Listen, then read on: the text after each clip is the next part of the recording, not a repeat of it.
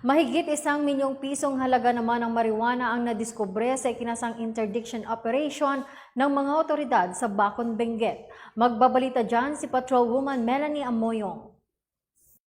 Tinatayang 1,200,000 halaga ng marijuana ang nadiskubre ng mga otoridad sa sinagawang marijuana eradication sa Sitio Linyatan, Cayapa, Bacon, Benguet nito lamang ika-18 ng Pebrero taong kasalukuyan.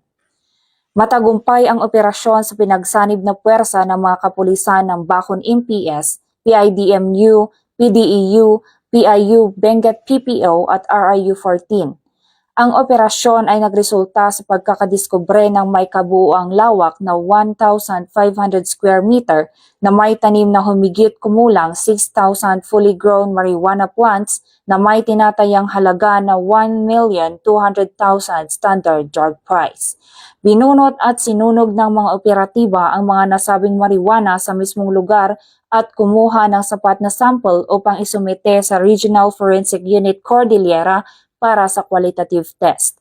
Patuloy ang kapulisan sa kanilang kampanya kontra ilegal na droga upang puksain ang paglaganap ng ipinagbabawal na gamot sa kanilang nasasakupan.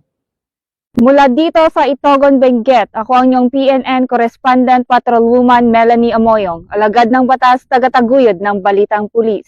Maraming salamat, Patrolwoman Amoyong.